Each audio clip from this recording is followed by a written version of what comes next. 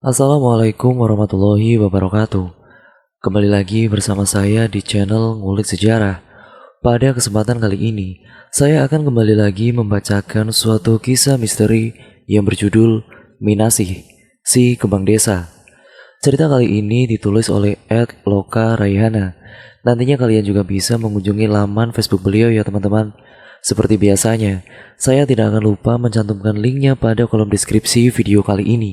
Yuk daripada kita lama-lama lagi, kita langsung saja menuju ke ceritanya. Berparas ayu dan senyum yang manis, tinggi semampai serta rambut yang lebat lurus panjang menjuntai dengan indah, menambah sempurna gadis cantik kembang desa itu. Minasih biasa dipanggil Mina, yaitu panggilan sayang yang diberikan sang almarhum ayahnya.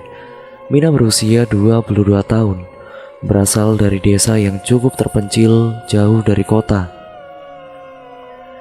Mina gadis cantik yang begitu ramah, rajin, serta sangat menghormati orang tua, sehingga banyak ibu-ibu di desa itu menginginkan Mina menjadi menantu mereka.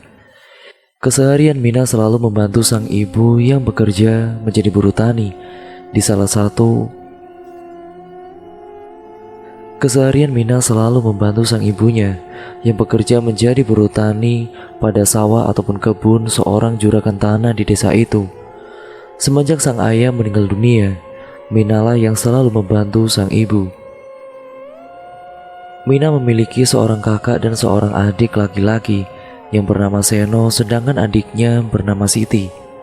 Mereka hidup penuh kesederhanaan setelah sang ayah meninggalkan mereka semua karena sebuah kecelakaan kerja yang terjadi di kota tempat ayahnya bekerja. Tahun pertama kematian sang ayah begitu berat buat keluarga Mina karena tidak ada lagi yang mencari nafkah. Sedangkan saat itu sang kakak masih bersekolah, begitupun juga Mina.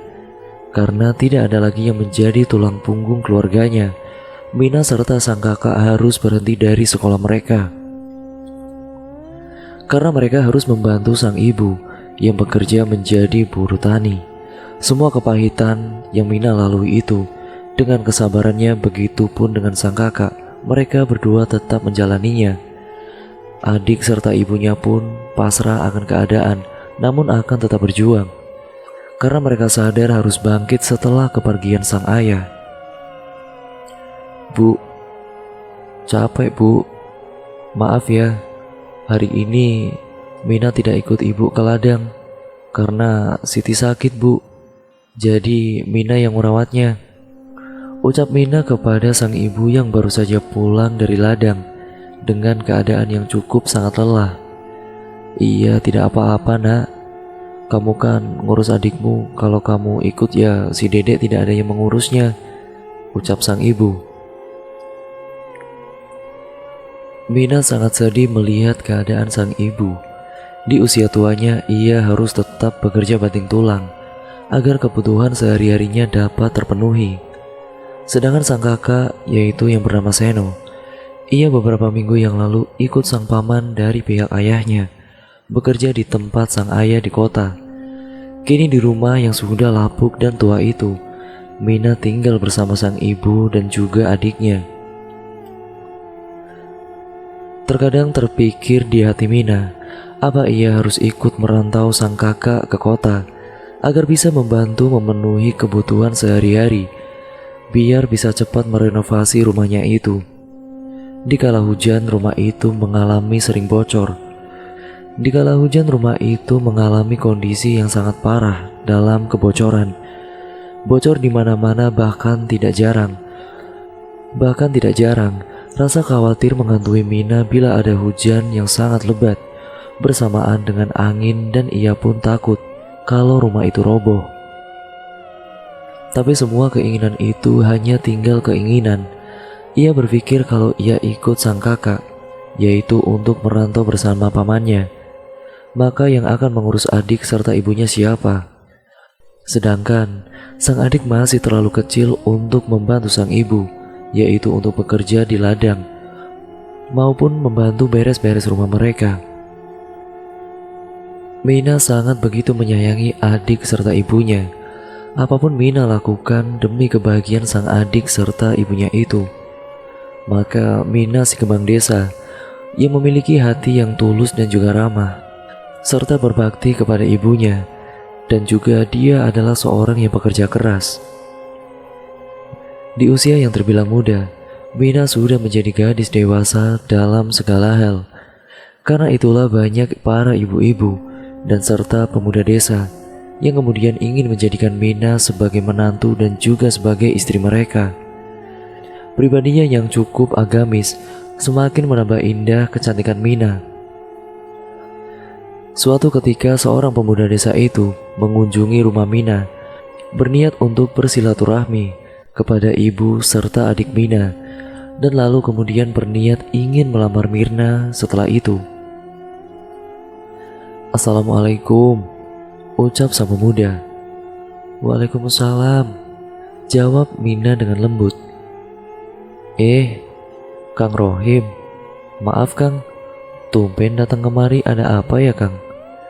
ucap Mina sebelum mengizinkan Rohim masuk ke dalam rumahnya, karena ia sangat menjaga dirinya. Neng Mina, ibu ada tidak Neng? Akang mau bersilaturahmi ini," ucap Rohim. "Oh ada Kang, mari masuk. Silahkan Kang duduk. Maaf kami tidak punya kursi. Tunggu sebentar ya Kang, Mina panggilkan ibu dulu." "Oh iya, maaf Kang, Kang Rohim mau minum apa?" tanya Mina. "Gak usah repot-repot, air putih saja Mina." "Ah, ya tidak repot kok Kang, tunggu saja ya." Sebelum membuatkan minuman, Mina kemudian menemui sang ibu yang berada di belakang rumah. "Bu, ada tamu Bu yang mau ketemu sama ibu," ucap Mina dengan nada lembut kepada sang ibu. "Siapa Neng tamunya?" ucap sang ibu. "Oh itu Bu, Kang Rohim mau ketemu sama ibu katanya." "Ya itu Rohim anaknya Pak Camat." "Ah ada apa Mina, kok tumben sekali ya?" "Ya udah tuh Bu, temuin aja dulu, gak enak kalau kelamaan dia nunggu ibu," ucap Mina. Ibu Mina pun kemudian membersihkan diri, mencuci tangannya serta kakinya, lalu kemudian menemui Rohim. Nak Rohim, maaf menunggu lama." Enggak kok Bu, saya ganggu waktu ibu ya?" Enggak, santai saja Nak Rohim." Kemudian lalu Mina datang membawa minuman untuk Rohim dan ibunya. "Silakan diminum minumannya." Setelah berbincang-bincang dengan ibu Mina, Kang Rohim kemudian mengutarakan maksud dan tujuannya, yaitu tujuan utamanya dia datang ke rumah Mina ialah untuk meminang Mina menjadi istrinya. Alangkah terkejutnya Mina serta sang ibu, karena yang mereka ketahui Rohim sudah menikah di usia muda. "Maaf Nak Rohim, apa kami tidak salah dengar? Dirimu mau meminang Mina menjadi istri yang ketiga?" "Iya Bu, saya ingin meminang Mina menjadi istri ketiga saya, karena dua istri saya saat ini sedang mengalami sakit yang cukup parah," ucap Rohim. "Lalu kenapa kau malah menikah lagi? Bukan seharusnya kau merawat dan mengurus mereka?" ucap sang ibu. "Aku sudah lelah merawat mereka berdua Bu." "Maaf Kang Rohim, Mina belum mau menikah karena Mina harus mengurus ibu dan adik Mina," ucap Mina. "Aku bisa membiayai kehidupan kalian, bahkan aku rela menceraikan kedua istriku agar kau bisa menjadi istriku yang satu-satunya Mina," ucap Rohim. "Tidak Mas, jangan, aku benar-benar belum siap untuk menikah," ucap Mina sambil beranjak dari duduknya. "Aku dari dulu begitu mencintai Mina. Aku menikahi mereka atas perjodohan orang tuaku. Mina, tolong terima lamaranku ini," ucap Rohim sedikit memohon. Sekali lagi maaf, Kang. Mina tidak bisa. Baiklah, kalau itu yang menjadi keputusanmu, aku pamit pulang. Tapi ingat, sampai kau mati pun, kamu pasti akan sengsara. Dengarkan ucapanku baik-baik. Ucap Kang Rohim dengan amarahnya. Ia sangat membenci sekali tentang penolakan. Bu, Mina takut, Bu. Ucap Mina sambil memeluk sang ibu. Tenang, Mina. Insya Allah gak akan ada apa-apa. Kita mohon saja perlindungan kepada Allah Subhanahu wa Ta'ala. Singkat cerita, setelah beberapa hari kedatangan Rohim ke rumah Mina, pada waktu itu yang bertujuan untuk melamar dirinya, kejanggalan demi kejanggalan mulai terjadi. Berbagai gangguan, yaitu medis maupun non-medis, sering terjadi menimpa keluarga Mina. Ibu Mina memahami hal itu, sehingga ia mendatangi seorang ustadz di desa tersebut. Assalamualaikum Pak Ustadz. Waalaikumsalam. Ibu Mina, mari Bu masuk Bu, silakan. Ucap istri Pak Ustadz. Mau minum apa Bu? Ucap ramah istri Ustadz itu. Tidak usah repot-repot Bu Haji, saya hanya ingin bertemu dengan Pak Haji. Ada tidak ya Bu? Oh, ada. Baru selesai sholat duha itu kayaknya. Sebentar ya, saya panggilkan. Ucap istri Ustadz itu. Lalu kemudian ia memanggil Pak Ustadz. Bu Mina, ada apa Bu? Ucap Pak Ustadz itu. Begini Pak Ustadz, saya mau bercerita soal hal-hal yang aneh yang sering terjadi akhir-akhir ini di rumah saya Pak. Mina serta adik Mina selalu mengalami hal-hal yang aneh Pak, dan juga hal-hal yang ganjil beberapa hari belakangan ini. Gangguan seperti apa ya Bu Mina? Gangguan seperti ya tiba-tiba ada datang ular besar Pak di atas tempat tidur kami kala itu, lalu hilang begitu saja. Dan yang paling buat kami ketakutan itu ya, Mina pernah tengah malam Pak berdandan seperti pengantin baru sambil bersenandung. Lalu kejadian itu sampai menjelang subuh Pak. Dan masih banyak lagi Pak, hal-hal kecil yang aneh yang selalu kami alami akhir-akhir ini. Ucap Ibu Mina bercerita tentang keadaan mereka saat ini. Ustadz atau Pak Haji ini memang terkenal ilmu hikmahnya. Beliau juga sering dimintai pertolongan atau bantuan bila ada warga desa itu yang mengalami atau memiliki penyakit non-medis. Baiklah, insya Allah malam Jumat besok saya sama istri saya akan berkunjung ke rumah ibu. Ya Allah Pak, terima kasih ya Pak Ustadz. Saya pamit dulu pulang. Lalu dengan apa kami bisa membayar kebaikan kalian Pak? Karena kami tidak memiliki uang. Hanya dengan sholawat sebanyak mungkin Bu, serta doakan saja kami sekeluarga itu sudah cukup. Ucap Ustadz itu. Masya Allah Pak Ustadz, terima kasih sekali ya Pak. Sekali lagi terima kasih Pak. Ya sudah Pak, kalau begitu saya pamit pulang dulu ya Pak. Kasihan Mina dan juga adiknya sendirian di rumah. Ya sudah, baik kalau begitu saya pamit Pak Ustadz. Assalamualaikum. Ucap Ibu Mina. Waalaikumsalam. Jawab sang Ustadz bersamaan dengan istrinya. Pak, apa tidak terlalu bahaya Pak masalah ini Pak? Yaitu masalah Mina serta masalah keluarganya ini. Ibu lihat ada sosok lain yang tadi ikut bersama Ibu Mina ke sini. Ucap istri Ustadz.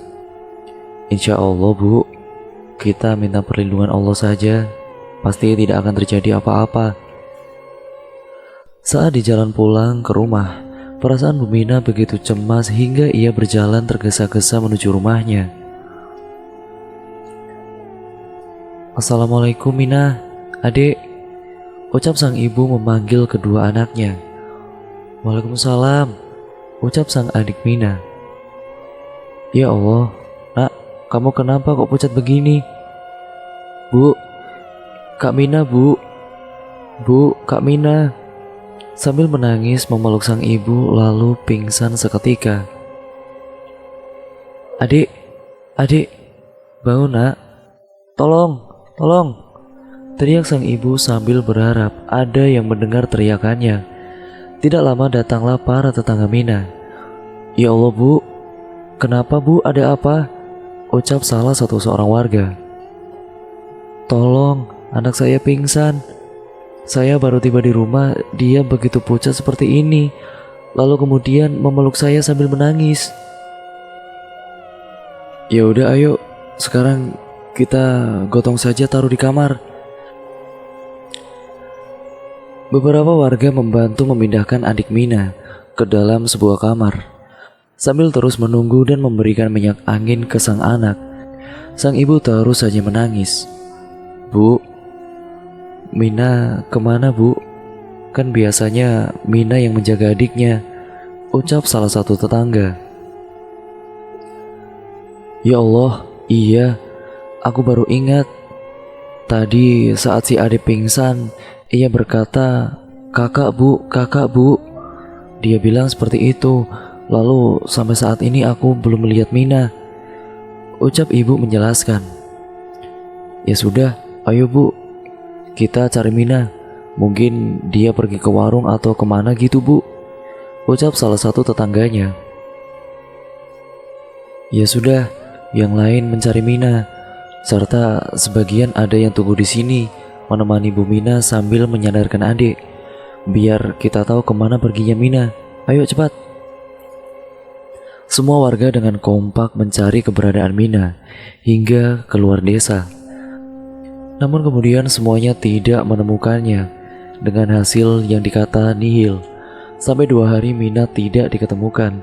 Bahkan Ustadz atau Pak Haji pun tidak dapat mengetahui keberadaan Mina dengan kemampuan ilmu hikmah yang beliau miliki sekalipun. Akhirnya pihak RW melaporkan kehilangan Mina kepada polisi, kemudian menyatakan bahwa Mirna orang hilang. Sang adik yang diharapkan sebagai saksi kunci setelah sadar hanya terdiam dengan tatapan kosong, seolah-olah ruhnya tidak berada di dalam tubuhnya. Setiap kali ia ditanya tentang kakaknya, "Dek, Kak Mina kemana dek?" Adik Mina hanya memandangi orang yang bertanya, dan dengan tatapan yang sangat kosong, serta senyum yang sangat-sangat menakutkan. Berbagai cara sudah mereka lakukan, namun sampai hari ke-7, Mina tidak juga ditemukan. Sang ibu bahkan jatuh sakit karena tidak tahan mengalami keadaan ini karena kedua anak gadisnya seperti itu. Kakak Mina setelah dikabari bahwa Mina sedang hilang, langsung kembali ke desanya dan berusaha sekuat tenaga mencari Mina adiknya. Lalu kemudian juga mengobati sang adik bungsunya itu. Tepat malam 10 Mina hilang, sang ibu bermimpi bertemu dengan almarhum sang suami. Dalam mimpi itu, sang suami berucap, "Assalamualaikum bu. Ibu, ini bapak bu. Ibu harus kuat bu. Ibu harus tegar dan juga ikhlas dalam kondisi apapun. Semua ujian ini yang Allah berikan kepada kalian akan ada hikmahnya nantinya.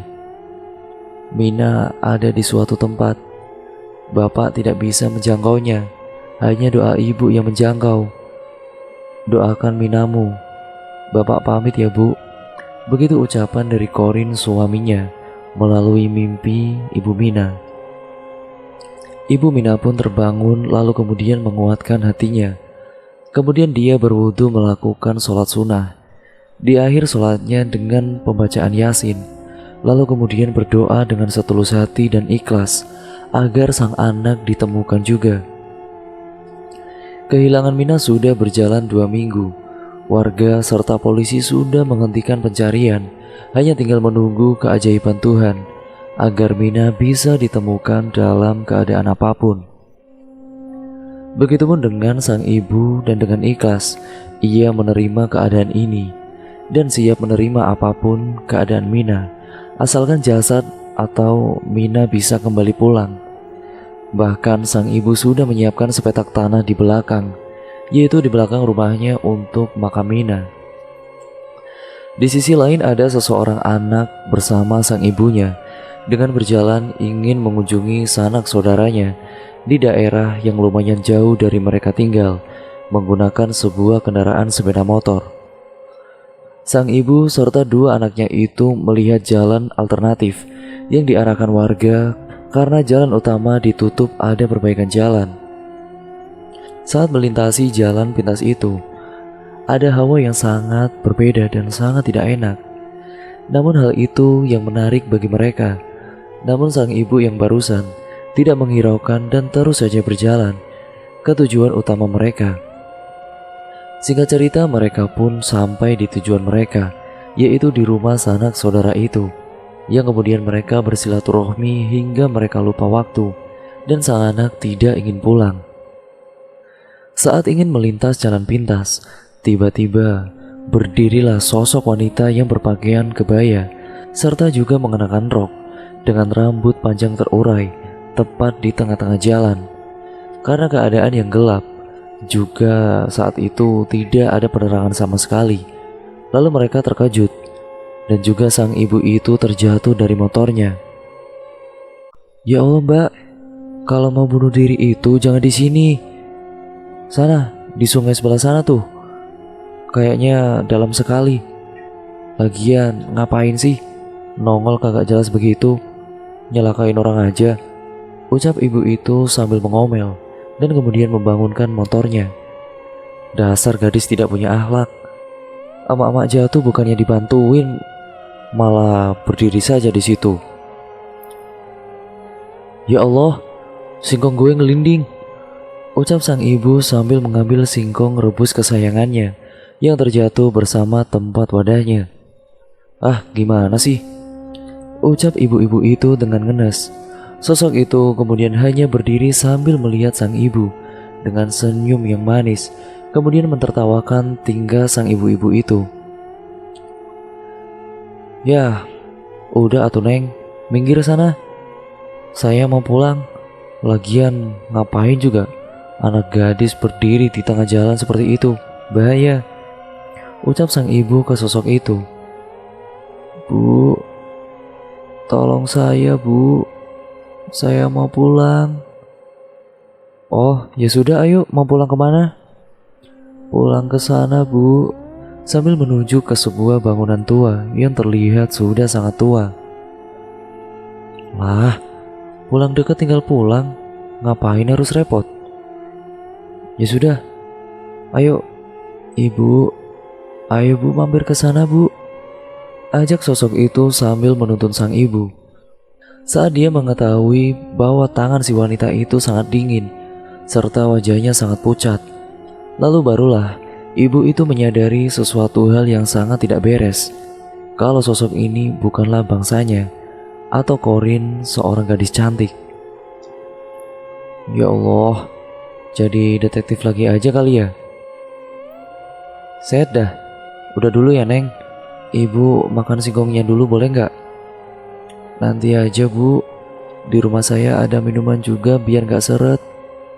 "Lah, Demit kok ngerti seret ya? Emangnya Demit zaman now begitu?" ucap ibu itu dalam hati. Tibalah mereka sampai di rumah tua itu. Namun saat pintu rumah itu dibukakan, bukan tempat yang kumuh atau yang gelap, justru rumah yang begitu sangat bagus dan tertata dengan rapi. "Ayo Bu, masuk Bu." "Bismillahirrahmanirrahim. Assalamualaikum," ucap sang ibu.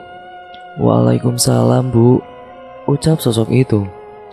"Gini Neng, saya tidak mau basa-basi. Apa yang mau kamu sampaikan kepada saya? Ada hal apa yang membuatmu belum lepas dari keadaanmu ini?"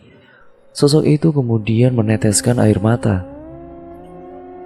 "Pegang tangan saya Bu, biar ibu tahu seperti apa kejadiannya."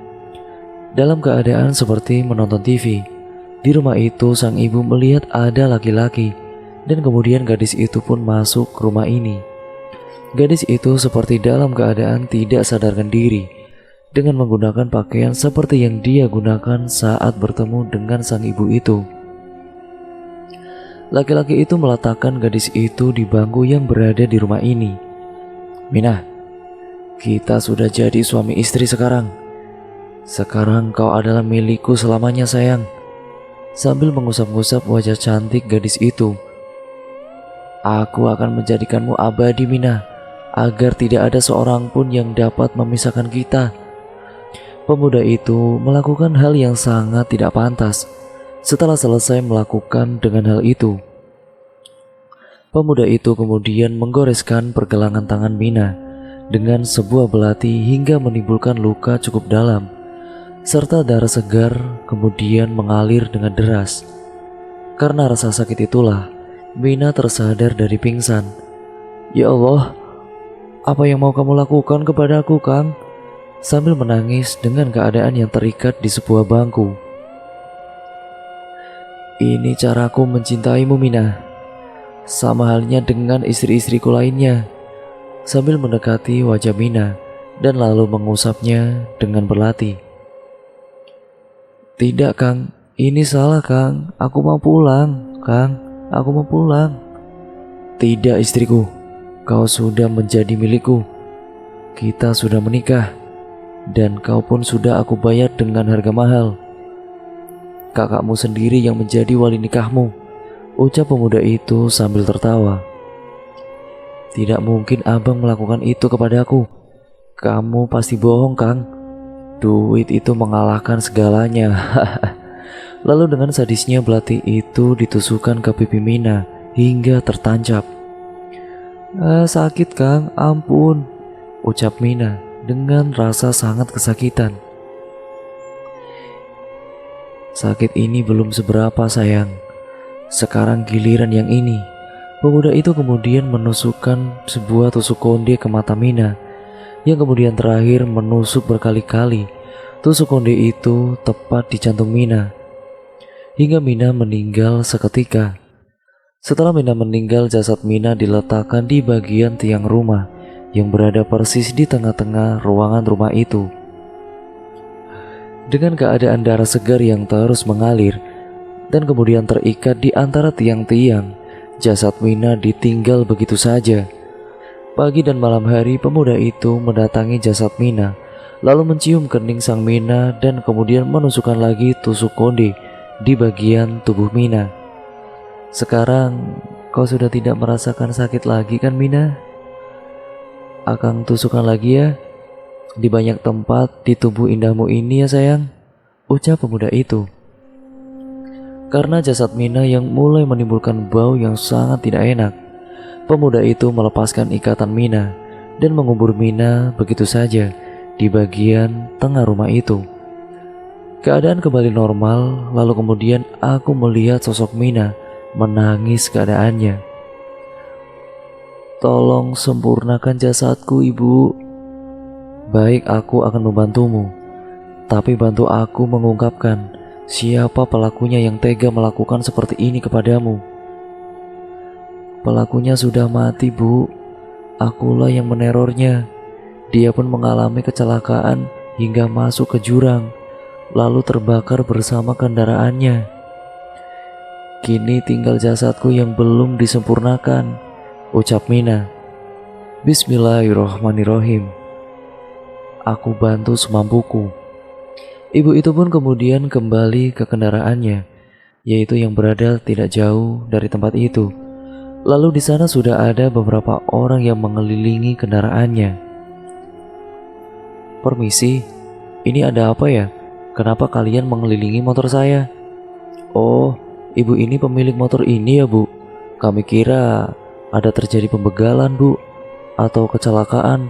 Soalnya kami hanya melihat motor ibu sedang pemiliknya tidak ada. Kami khawatir bu, karena di sini sering terjadi kecelakaan. Oh begitu, terima kasih ya. Maaf sebelumnya saya mau tanya, apa di sekitar sini ada ustadz atau tokoh agama atau tokoh masyarakat yang dihormati? Ucap sang ibu kepada orang-orang itu. Oh ada bu, kalau itu mari saya antarkan, ucap salah satu orang itu yang nampak masih muda. Oh ya sudah, baik, sekarang saja, karena sudah cukup malam. Ya sekitar jam 10 malam kan ini. Oh ya sudah bu, ayo mari saya antarkan, ucap orang itu. Tidak beberapa lama kemudian, mereka sampai di rumah Pak Ustadz itu, tempat di mana Ibu Mina mengunjungi beberapa hari yang lalu sebelum Mina hilang. Assalamualaikum. Pak Ustadz yang kebetulan berada di depan rumah, baru saja pulang dari masjid. Waalaikumsalam. Loh, kamu? Ada apa kesini malam-malam? Ucap Pak Ustadz dengan orang yang mengantarkan sang ibu tadi. Ini Pak Ustadz, saya mengantarkan ibu ini. Assalamualaikum Pak Ustadz. Sambil membuka masker yang ibu itu pakai, sang Ustadz terkejut melihat sang ibu itu. Waalaikumsalam. Masya Allah, adik kecilku ternyata. Apa kabarmu teh? Ada apa ini? Kayak penting banget, tanya Ustadz itu. Hei si abang, ucap sang ibu. Ya sudah, ayo masuk, ceritakan di dalam saja. Si empo juga ada tuh, belum tidur kayaknya dia. Ya sudah sana, kali saja kalian kangen-kangenan, ucap Ustadz itu menyuruh sang ibu masuk. Kamu pulang saja. Tidak ada apa-apa, saya kenal dengan teteh itu. Begitulah ucap Ustadz kepada orang yang mengantarkan sang ibu tadi. Tanpa basa-basi, sang ibu itu menghampiri sang istri Ustadz, lalu kemudian meletakkan tangannya di telapak tangan sang istri Ustadz itu. Lalu kemudian sang istri Ustadz meletakkan kembali tangan yang habis disentuh sang ibu ke suaminya. Ustadz pun mengalami hal yang sama dengan sang ibu itu saat dia berada di rumah tua itu. Innalillahi wa innalillahi roji'un, Mina, ucap Ustadz setelah melihat dari ilmu hikmahnya. Teh, terus gimana teh? Saya telepon Satria saja bang, dia udah OTW ke sini. Dia kan polisi, pasti bakalan bantu semuanya. Mina adalah gadis kembang desa yang hilang teh. Kami semua mencari dengan cara apapun itu, tapi hasilnya tidak ada. Jasad Mina itu ditutup sebuah kekuatan yang cukup besar teh, dan yang sangat kejam. Oh begitu, pantas saja. Lagian jarak lokasi rumah Mina ke lokasinya itu ya cukup jauh, dan tempatnya juga berada di tempat yang terpencil, ucap sang ibu. Iya teh. Singkat cerita, saat Satria dan bersama para anggota polisi lainnya yang sudah dijelaskan oleh sang ibu, tidak lupa juga dengan sebuah ambulans, jasad Mina dievakuasi lalu dikembalikan ke rumah duka setelah dilakukan visum oleh polisi. Sang ibu berusaha tegar menerima keadaan ini, berbeda dengan sang abang Mina yang menyesali perbuatannya dan bertanggung jawab terlibat akan kematian Mina karena sudah menjual Mina ke Kang Rohim yang tidak lain pembunuh Mina. Lalu kemudian jasad Mina dimakamkan. Lalu setelah pemakaman selesai, malamnya dilakukan pengajian di rumah Mina. Sambil berurai air mata, Ibu Mina berkata saat ia melihat sosok Mina yang hadir dalam pengajian malam ketiga kepergiannya. Mina, ibu ikhlas nak. Ridho serta kelapangan hati ibu menerima kepergianmu nak. Berbahagialah di alam sana, ucap sang ibu yang disaksikan oleh para warga desa yang ikut menangis mendengar serta melihat Korin Mina. Lalu Korin Mina pun menghilang bersama senyum serta semerbak wangi melati yang begitu sangat harum pada malam kala itu. Selamat jalan Minasih, si kembang desa. Semoga kau ditempatkan di jannah Allah. Amin ya rabbal alamin. Cerita akhirnya selesai sampai di sini. Terima kasih untuk kalian semua yang telah menyimak video kali ini. Namun maaf apabila ada kesamaan tokoh atau tempat. Ini merupakan sebuah kebetulan belaka. Karena pada cerita kali ini tentu saja nama dan tempat sudah saya samarkan demi kenyamanan bersama dan untuk melindungi privasi orang yang bersangkutan. Dan untuk kalian semua jangan lupa untuk like, komen, dan share video kali ini ya teman-teman, agar channel ini lebih berkembang menjadi lebih baik lagi. Dan jangan lupa pula untuk kalian klik tombol subscribe serta nyalakan lonceng notifikasinya agar kalian tidak ketinggalan video selanjutnya dari channel ini. Sekian dan terima kasih. Sampai berjumpa di video yang selanjutnya. Wassalamualaikum warahmatullahi wabarakatuh.